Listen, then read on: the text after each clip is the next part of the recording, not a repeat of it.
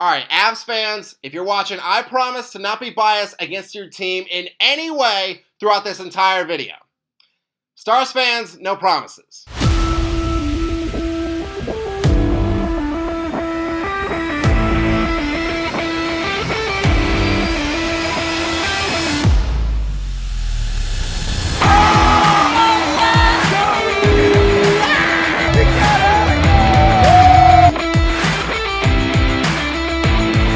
What's up, everybody? Hope you're having a great day. If this is your first time here, allow me to introduce myself. My name is Zach, but you all can call me the Tennessee Fanatic, or the TN Fanatic for short. On this channel, I post reactions to my favorite team's games. And yes, as you can tell by some of the stuff in the background, I am a diehard Nashville Predators fan.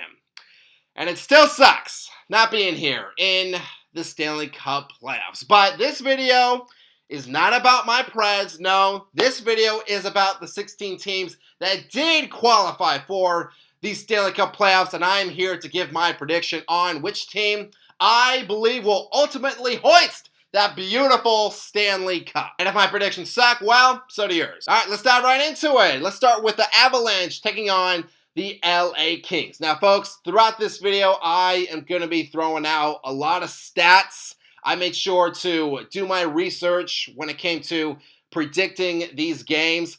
But for the Avalanche, it was pretty easy. Because, what category didn't the Avalanche, completely dominate in this year?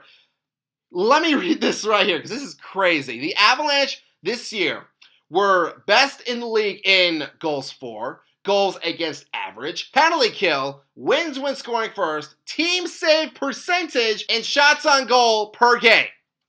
Yeah, I mean, you know what? They won that President's Trophy for a reason. Now, I am fully aware that there is, I think some fans might want to call it like a curse. There is that floating around when it comes to teams that win the President's Trophy. Normally, they choke come playoff time, and I was fully aware of that, and I was tempted to pick against the Avs here, except their opponent is the LA Kings. And Kings fans, I am sorry to be blunt, but y'all's team are frauds. Let me bring it down like this, okay? In this season, in the regular season, the Kings only had 19 wins in regulation. To put that in a perspective, the Vancouver Canucks, who are dead last in the league, had the least amount of points, had just 15 wins in regulation. The Rangers, who are the last place team in the Eastern Conference, had actually more wins in regulation than the Kings did. They had 25. Now, Kings fans, perhaps there are some out there that are saying, you know what, there's two sides to every coin. In this case, some Kings fans might be looking at it as oh, you know what? Like LA, they play a lot of teams close. But the other side of that coin is they completely choke in overtime. Which come playoff time, that's really not going to help you. And there's no shootout to help out the Kings here. And again, LA, Kings fans, I'm sorry to be blunt, but facts are facts. Kopitar, it's been a great run, dude, but it's time to call it a career, because I'm saying that the Avs win, and they do it in a sweep. All right, next up, we got the Stars taking on the Wild. I do believe that this was the first official series that was made, and for good reason. I mean, both the Stars and the Wild have been near the top of the Central for most of the season. They've been battling all year long. The home team won every single meeting in the regular season. And they played pretty recently on April 9th. Stars won that game 5-4. So coming into this series, I am anticipating every game to be an absolute battle. Because there are game-changing players on both sides here. Jason Robertson and Wyatt Johnston for Dallas. And Kirill Kaprizov for the Wild, all tied for fourth in most goals this season with 45. Both teams were top three in power play percentage, and Johnston for Dallas actually had the most power play goals this year with 27. Quinn Hughes for the Wild, he has been great for them since coming over from Vancouver. He was top 10 in assists this year, second among defensemen. And Yakov Trenin, the former Predator, had the most hits out of anyone this season with 413. Hey, you know what? Like, we taught him well. So as cliche as this might sound, this series, it might come down to the goaltending here. For Dallas, they got Jake Ottinger in net, who I'm sure he's hoping to avenge a horrible performance in Game 5 of the Western Conference Final against the Oilers, a game that got Peter DeBoer fired. As for the Wild, and I think this is something that's going to help them progress further in these Stanley Cup playoffs, is that I don't believe that they just have one ace in net. They have two right here. Both Philip Gustafsson and Jesper Wallstedt have been outstanding. Wild were fourth best in the league this year in goals against average. But honestly, here's my hot take right here. If you look at Gustafsson and if you look at Wallstedt, if you look at their stats, especially as of recently, if I was Coach Hines, I'd start Wallstedt, honestly. He's won 4 out of his last 5 starts. And yes, that one loss was against my Predators. Yes, thank you. Thank you very much. But not just that, Wallstedt, he had the second best save percentage in the entire league with .916, and he recorded 4 shutouts this season. Now, I don't want to make Philip feel like crap, because Gustafsson, look, he is fully capable of helping the Wild win a few games and help them clinch this series. So, here's my thought process. If Philip starts most of the games, I say that the Wild do it in 6. If Jesper starts, the way he's playing, the Wild might sweep him. But since I don't know who is going to start, I'll say it goes right down the middle. I say that the Wild win in 5. All right, next up, we got the Vegas Golden Knights taking on the Utah Mammoth. Now, first thing that I want to say when talking about the Knights here is I have to be honest. That firing of Bruce Cassidy, honestly, at the time that it happened, was kind of appealing to me. Because, look, Bruce did the thing. He helped Vegas. He coached them. He got them to the Stanley Cup Final, and he helped them win. And this season, I wouldn't say Bruce was doing, horrible. I mean, Vegas, I think around the time that Bruce was fired, they had, 80 points. They didn't clinch like a playoff berth at that point, but they certainly were in a very good spot with, I believe, 8 games left. On paper, it really doesn't make sense to fire your Stanley Cup winning head coach with just a few games left in the year. My thought process was, you know what, just let Bruce just let him end the year, and then you can fire him. But I suppose that's why I'm not a general manager, because John Tortorella, I don't know what he's been saying to these Knights, but it has been working. Under Coach John Tortorella, the Vegas Golden Knights had a 7-0-1 record, helping them clinch their 3rd division title in 4 years. And look, I do respect the Mammoth for getting to this point, making the playoffs, and I do believe that they have a great future. They have a young team right over there. But folks, we all know this. There is levels to this. And I just don't think that they are going to be able to stack up with the Golden Knights. The Knights were second best in the league in shots allowed per game with 24.4 average. So their defense is well capable of shutting down Clayton Keller and others. Plus, Vegas also had the 6th best power play in the league, and Dorofeyev for them, he has been an absolute beast on the man advantage. He had the 2nd most power play goals this season with 20. And again, folks, look, there's levels to this. And right now, I do not think that the Mammoth are on the Knights level. So I say that Vegas wins and they take it in 6. All right, next up, we got the Oilers taking on the Ducks. Joel Quenneville, you Dr. Egghead Man look-alike, you've done it again. In his very first year, John has taken the Ducks to their first appearance in the Stanley Cup playoffs in 8 years. It has been a while for Anaheim. But without a doubt, Anaheim certainly has a tough opponent in front of them. The back-to-back Western Conference champion, the Edmonton Oilers. Connor McDavid, another outstanding year for him. 138 points, winning his 6th Art Ross trophy. Props to him. But we all know that the Oilers, like, they have threats all around. Bouchard was tied with McKinnon for 3rd in assists this year with 74. Draisaitl had the 3rd most power play points this year with 42. In fact, Edmonton, they had the best power play of any team in the league with 30.6%.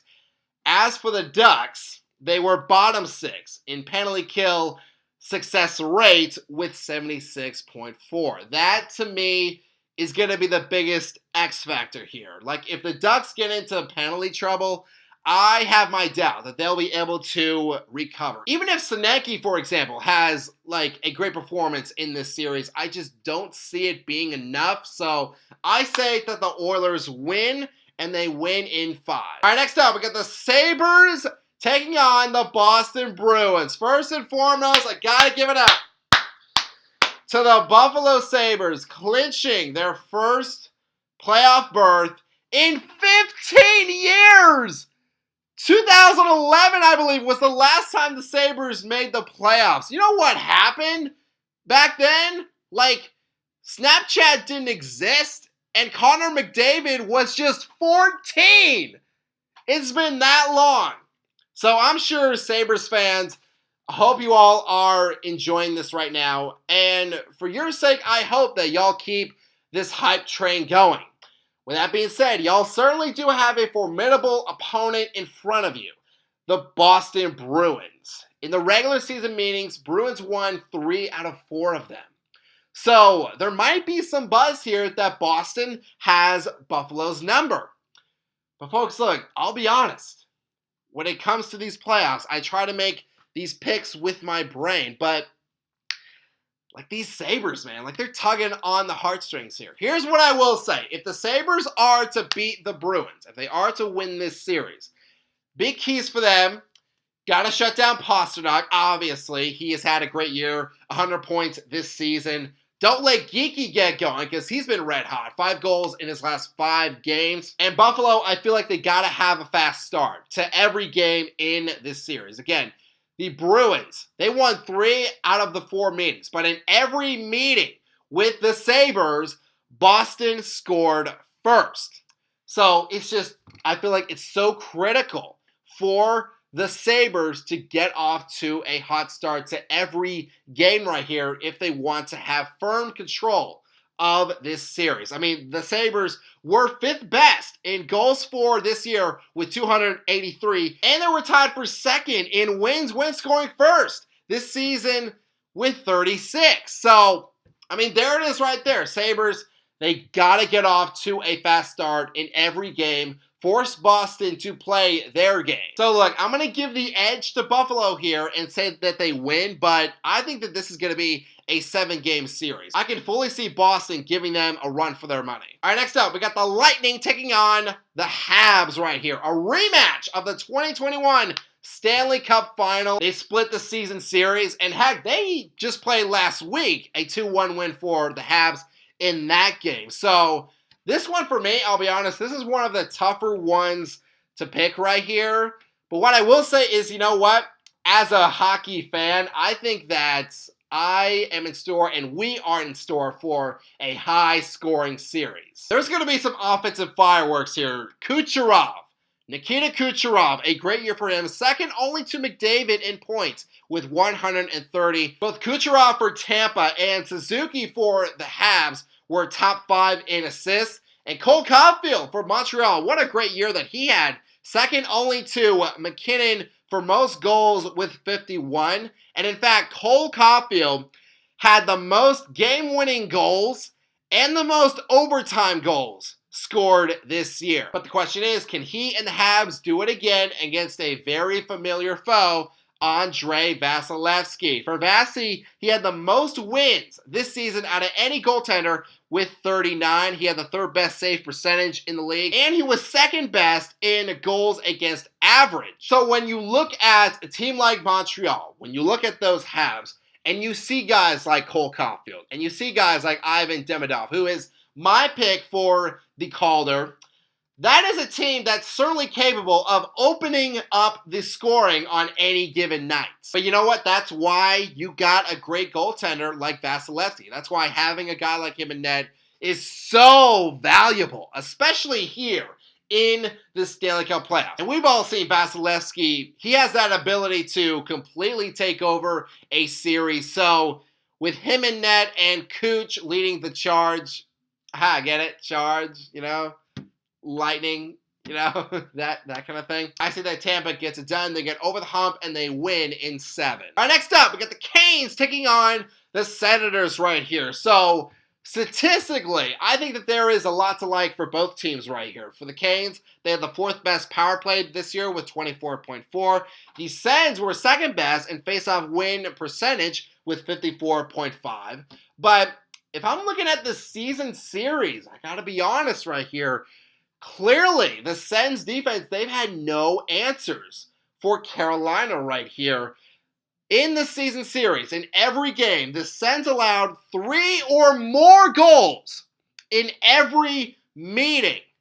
And for good reason. Seth Jarvis for Carolina, he was the team leader for them in goals this season with 32. And Seth, he was also tied for 2nd in most shorthanded goals this year. Ehlers for them has been red hot as well, 6 points in his last 5 games. And Nikishin, he had the 5th most hits this year with 132, which could prove to be more valuable than maybe what some think, especially when playing Brady to Chuck. With all that being said, and with all the playoff experience that the Canes have over the Sens, I would be a fool not to pick Carolina here, so I say that the Canes win in 6. And the final first round series is the Penguins taking on the Flyers. This for me is a series that I'm most excited to see. It's the Battle of Pennsylvania right here. This is the 8th time that these two teams have done battle in the Stanley Cup playoffs. 2 of the 4 regular season meetings this year ended in a shootout, with the Flyers winning both. I feel like the big key for Philadelphia coming into this series is that they gotta stay out of the penalty box. It is just a must here. The Flyers were 22nd in penalty kill percentage with 77.6.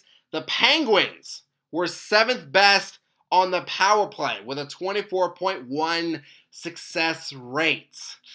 Yeah, not a good matchup there. On the flip side, the Flyers, they have the worst power play out of any team in the league. The Penguins, meanwhile, are top 10 in penalty kill. So clearly for the Flyers, special teams is not going to win it for them. So I feel like they got to rely on their playmakers to help them win this series. And they do have a good amount of those guys. Michkov, he's been on a roll, 8 points in his last 5. Owen Tippett led the team in goals this year with 28. He's hoping to have a good series. And Trevor Zegras, come on, man. This is what you wanted. Here it is. Your debut in the Stanley Cup playoffs, bro. This is where you earn your keep.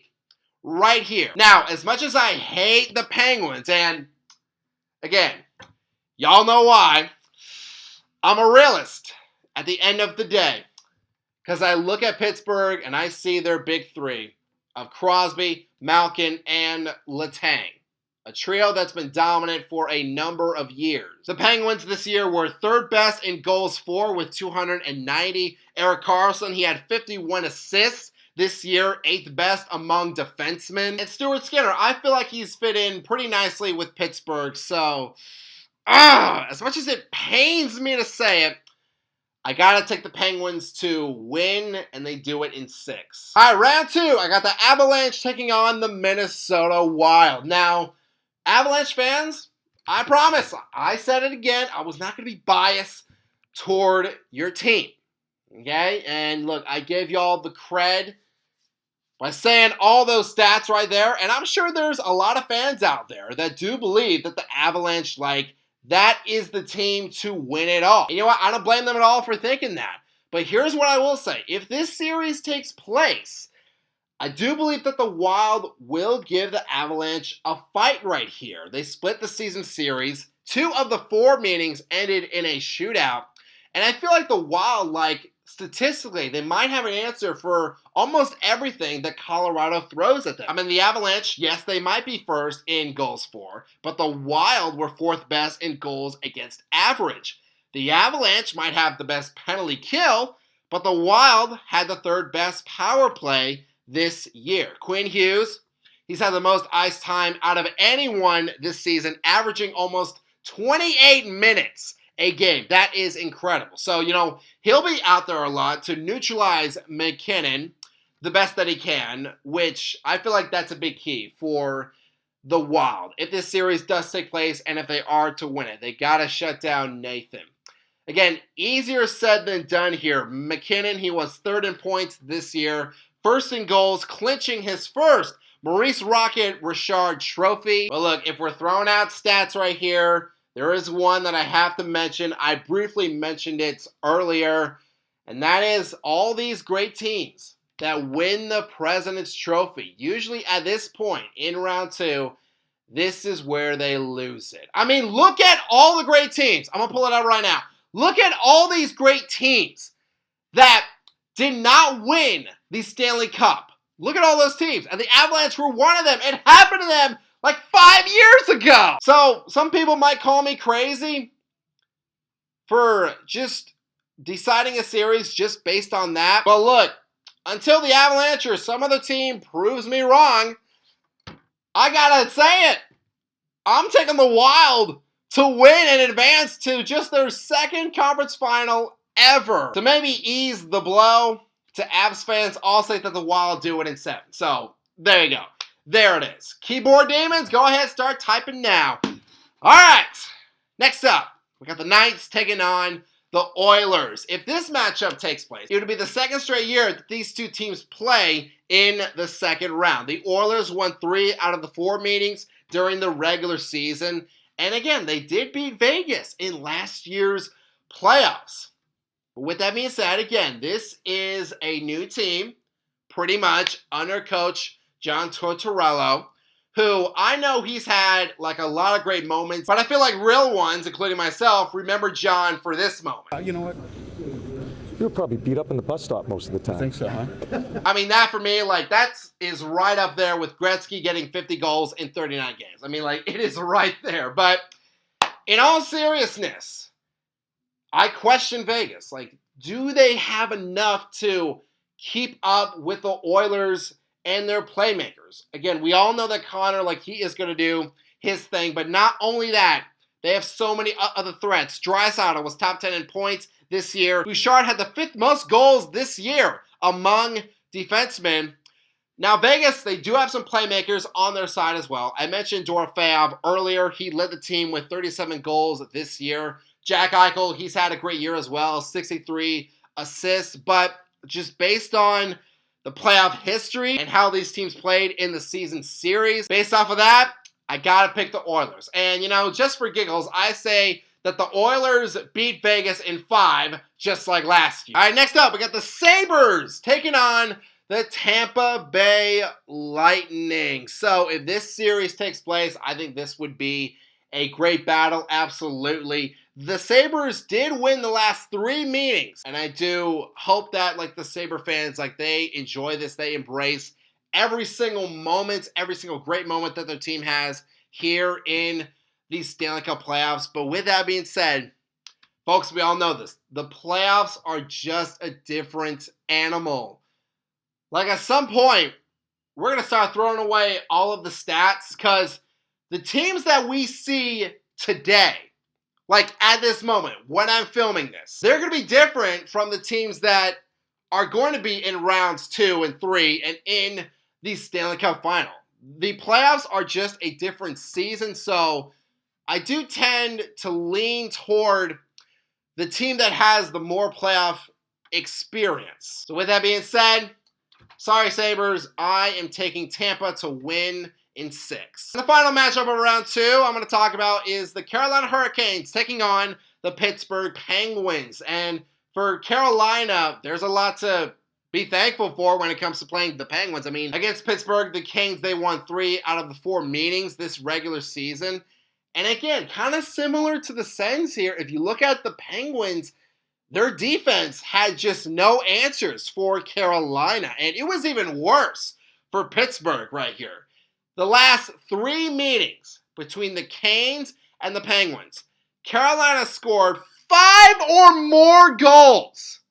That's insane. That's crazy. So what does that tell you? What it tells me, and perhaps what it tells other fans, is that if Pittsburgh's offense can't keep up, like, that's it. It's curtains. I mean, both teams were top 3 in goals for, and the Canes were tied for 5th best in goals against average, but the Penguins were 24. So, yeah, I gotta pick the Canes to win in 6. All right, conference finals time. We're getting down to the nitty-gritty. We got the Oilers taking on the Wild. For the Wild fans watching, you're welcome for saying that your team is going to get at least this far. But, yeah, this is where it stops. This is where it stops. We got to halt that hype train because, again, at this point in the conference finals, teams are tired. Players are tired. It's going to come down to which teams have that grit. And for the Oilers, that is a team, I mean, like, no one's beaten them in the past 2 years in the playoffs. No team has been able to do it. So for that reason, again, playoff experience, I feel like it is going to matter a lot as the playoffs progress. Connor and company, I feel like they will figure out the Wild's defense, and they'll just obliterate whoever is in net, whether it's Gustafsson or Wallstedt, whoever. I think that the Oilers, they will figure this thing out and advance to their 3rd straight Stanley Cup Final. Oilers win in 6. And in my Eastern Conference Final, I say it'll be Carolina taking on Tampa Bay. If this series takes place, if like that's where we're at, in the conference finals in the East, the Canes, for them, they won 2 out of the 3 meetings. And all 3 meetings were pretty high scoring.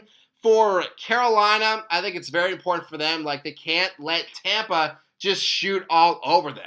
If it comes down to the goaltending, what I will say, if it comes down to that, I mean, like, gotta go with Vassy right here.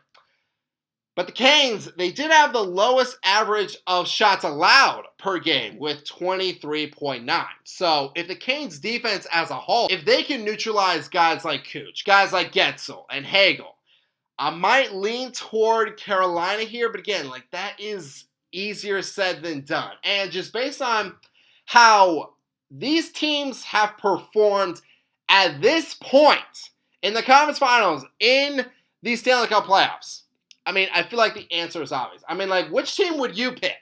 Would you pick the team that completely chokes in the conference finals, or do you pick the team that has been to 3 straight Stanley Cups? I mean, yeah, we're going that way. In the battle of the 2 teams named after weather disasters, I am taking the Lightning to win. I say Tampa wins in 6, and they advance back to the Stanley Cup Final. Woo! I feel like I've talked a lot here. But for this final one, this final that I believe will take place, the Oilers taking on the Lightning, there's a lot to like about both teams. I mentioned a lot of stats with these 2 teams. Both teams have great playmakers all around the ice right here. And both the Oilers and the Lightning have had a lot of playoff success over the past, like, 5 years, you know?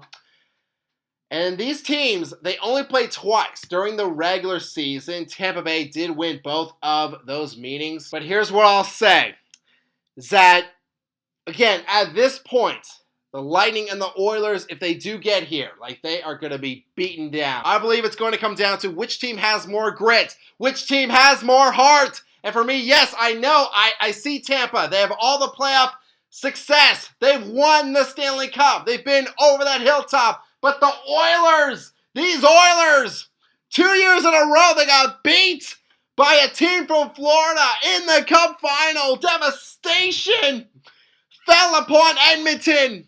But for this year, it's not going to happen this time. This time, Edmonton, they get over that hump and they win the Stanley Cup. So, folks, my team that I believe is going to win the Stanley Cup this year is the Edmonton Oilers! Man, my voice is gone. But hey, you know what?